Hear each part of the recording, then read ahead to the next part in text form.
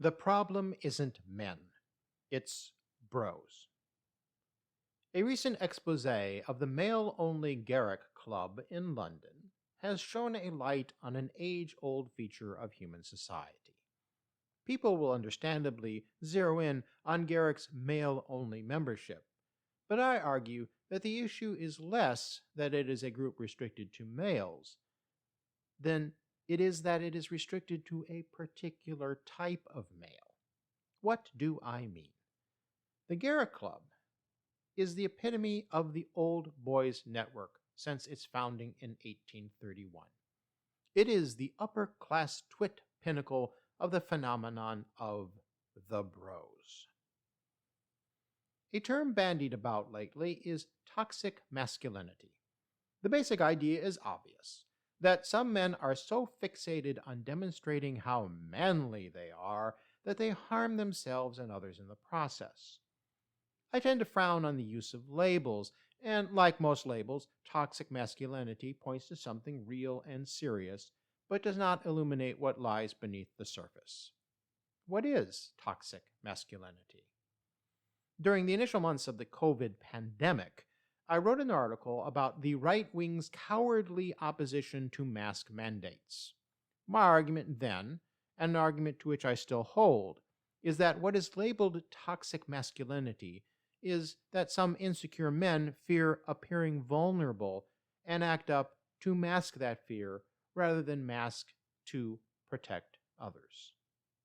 Though a useful concept in its proper context, toxic masculinity is best understood as an expression of an underlying sense of identity that is clung to by some males.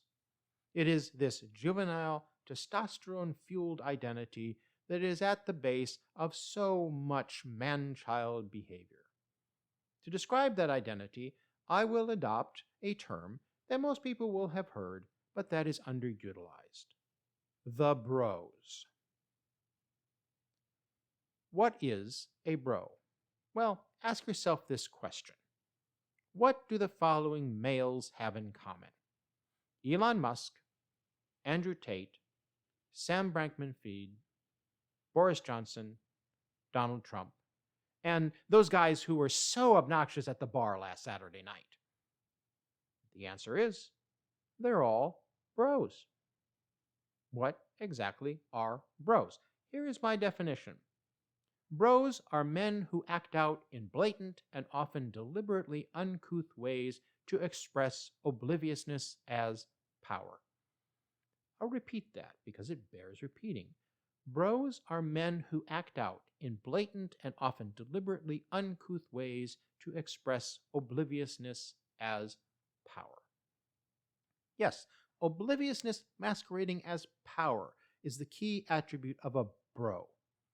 Men are socialized to be bold, even brash, and to act strong and emotionally cold. Society teaches men both a sense of constant insecurity about their image and how to bluster to cover up those fears. We all suffer from these social norms that pressure men to be unemotional and distant. But when that pressure persuades some men to overdo it, we all suffer even more from them becoming bros. The foundation of the bro phenomenon is the peer pressure that leads some men to have a dread fear of appearing weak. Fear is also the root of bigotry, and that is significant here in the bro phenomenon. What separates the men from the bros? Well, men behave, bros brohave. Men know how to behave because they care about other people. Bros care much less, if at all, about how their actions affect other people. When they do care, it is for a particular audience and strictly in self-interest. Being bro is a performance. Bros act as bros for other bros. It's a tough guy act, a performance of uncouth and obnoxious behaviors to display to the world a stoic, I am unaffected front. Obliviousness masquerading as power. Bros shout at each other at bars and nightclubs. They don't care if they irritate other people. though many bros are deluded in believing that women are impressed by their behaviors. Bros act like spoiled rich kids, whether or not they are actually rich. Whatever bros want, they believe they should get. The world is there to serve their wants. Bros pretend they know everything, and anything they don't know is stupid and not worth knowing. That's especially the case if you aren't impressed by the bros. You must be weak and stupid. Bros act tough, both emotionally and physically. Emotionally, bros are too cool to care. Physically, bros will chest bump and roughhouse each other and try to outconsume each other in food and drink. Bros mistake anger for masculinity. Everything and anything to appease the fear of appearing weak, especially to other bros. Most of all, bros immerse themselves in obliviousness. They have their world, and you are either there to facilitate them or you are nothing to them. Those are a few of the general behaviors typical of bros. Let's move to a roll call or brol call of some of the various subspecies of bros. If you know of other subspecies I don't list, please let me know and I will add to our broiary. Bro call number 1. Tech bros.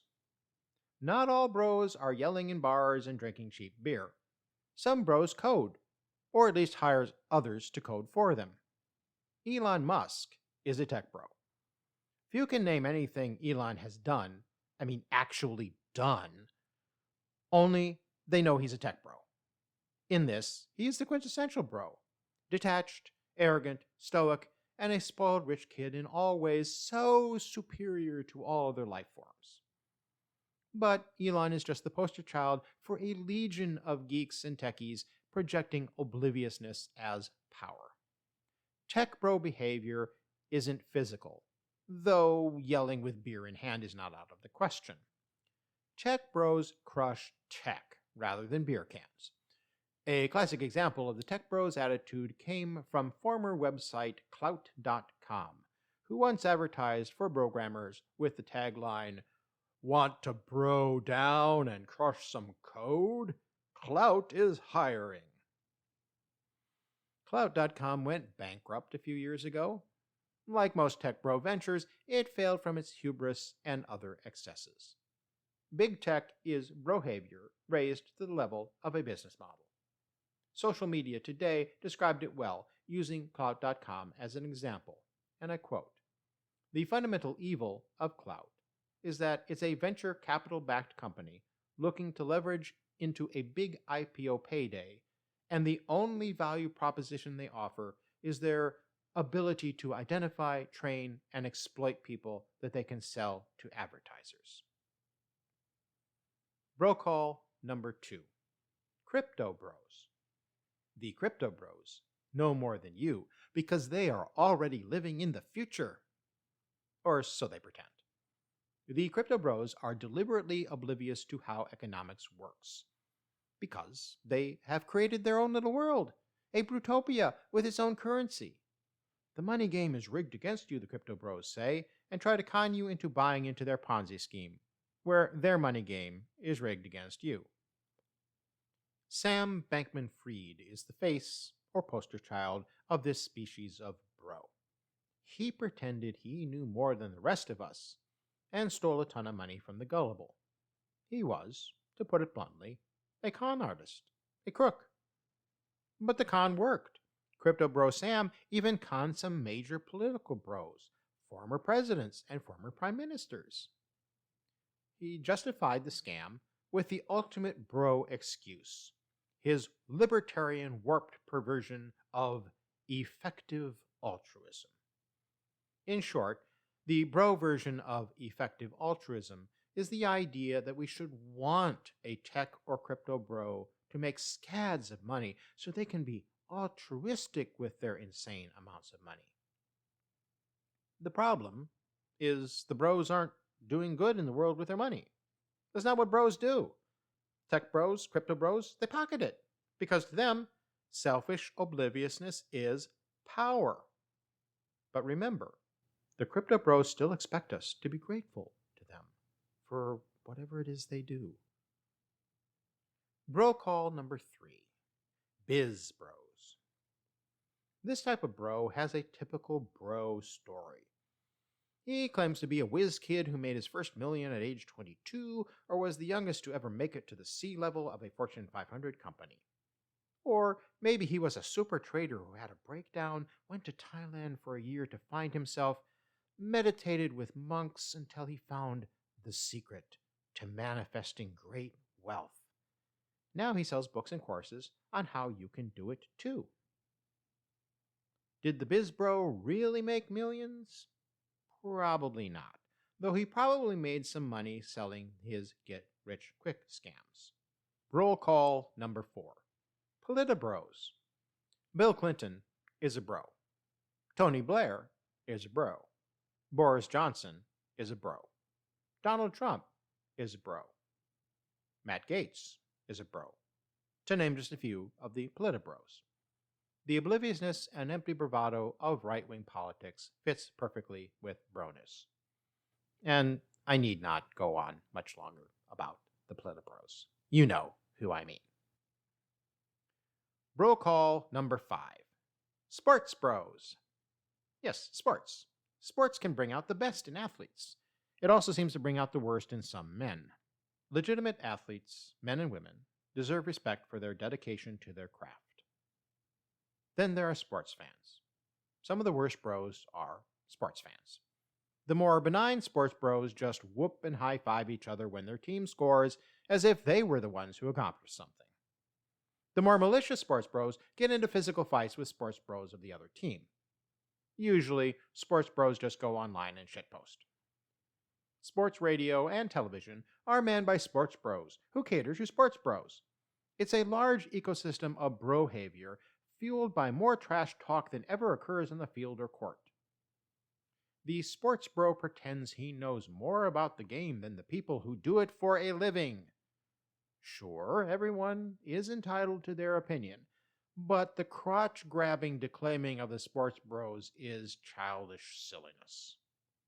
The entitled, spoiled, child anger and uncouth behavior of sports bros is inexcusable, and yet ubiquitous. Bro call number 6. Club bros. They think they're sexy. They think they're cool. They think that wearing fancy outfits in posh clubs and loud, uncouth behavior is power. They're full of shit. That doesn't stop them from their club bro performances of being all so superior to everyone else. Club DJs are the worst of this. I've met them, being a radio DJ.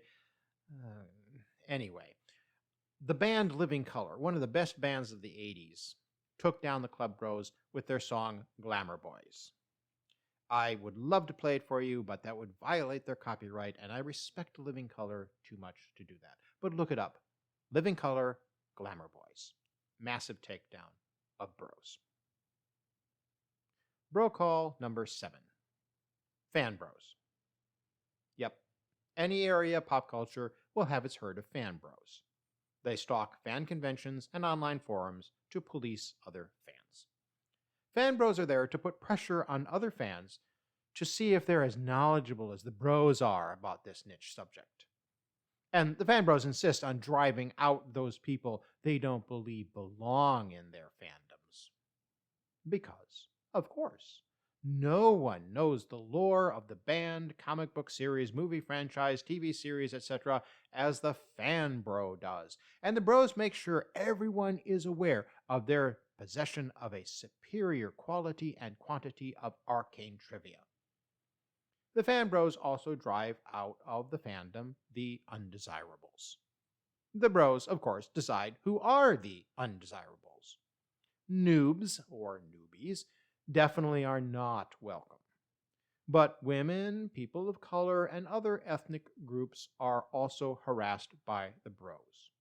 Only the fan bros are true bros.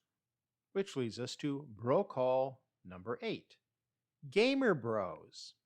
I almost forgot to include these bros. My not being into video games is part of it. But I shouldn't have forgotten about the high watermark of bro-havior, Gamergate. The first Gamergate was in 2014 when a chunk of the Gamer Bros herd went on a stampede to harass women working in the video game industry. Quite a few bros joined the online mob, angry that women into gaming weren't conforming to the gender roles the bro-dominated substructure had assigned to them. Too many men objectify women, feeling that women exist as objects for the use of men, and that women are only valuable if they act in ways pleasing to men.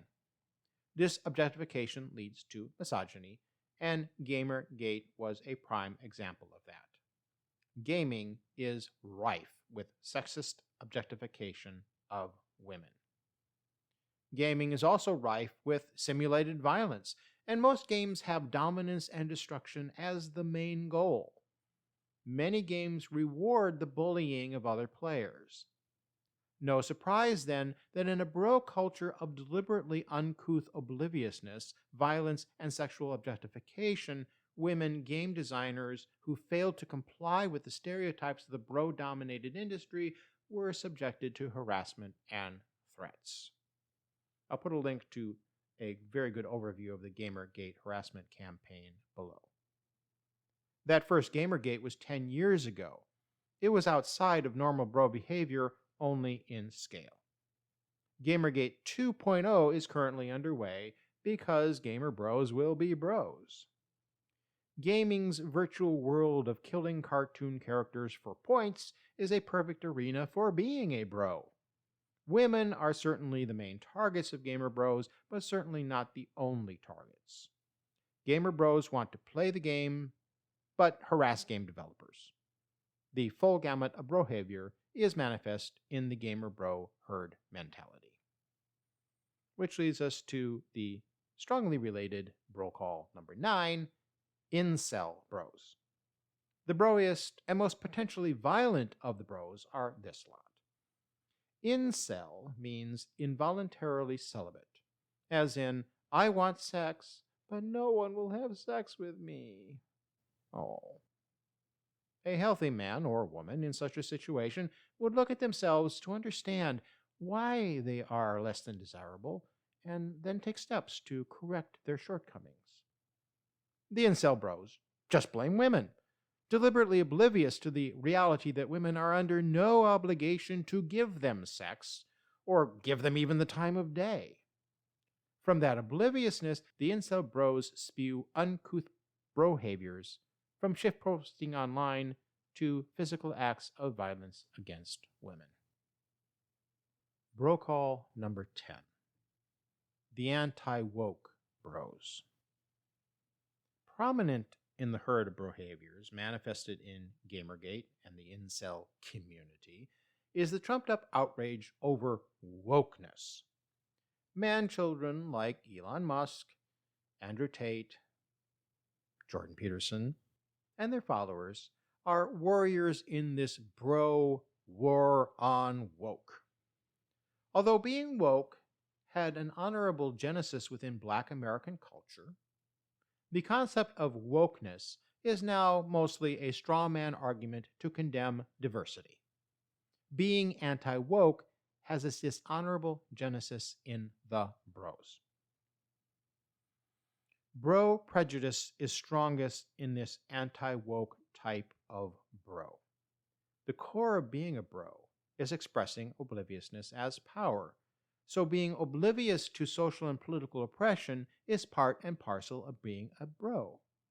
That attitude easily shifts to antagonism toward anything that acknowledges social injustice or doesn't repeat those injustices. Typical of the herd mentality of bros is showing disdain for diversity. Movies and games, say the anti-woke bros, now have too many blacks, too many women, and too many gays. It's woke.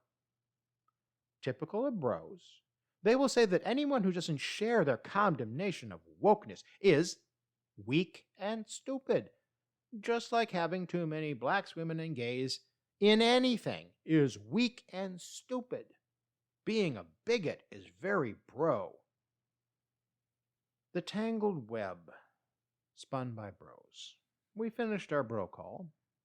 The bottom line is that all of us, although mostly women, are put in a difficult situation and hostile environment because of these idiot men. For us, staying silent is not a good option, especially now when the biz bros and the tech bros have taken over the US government.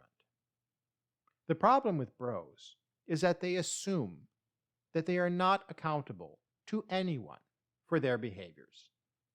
The problem with the rest of us is that we don't stand up and hold the bros accountable for their actions. All bros are capable of violating the rights of others.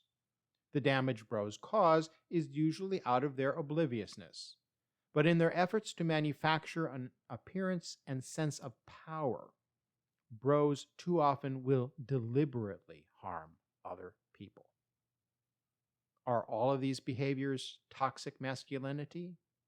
One could say so. I say that none of this is part of being a man. Being a bro isn't being manly.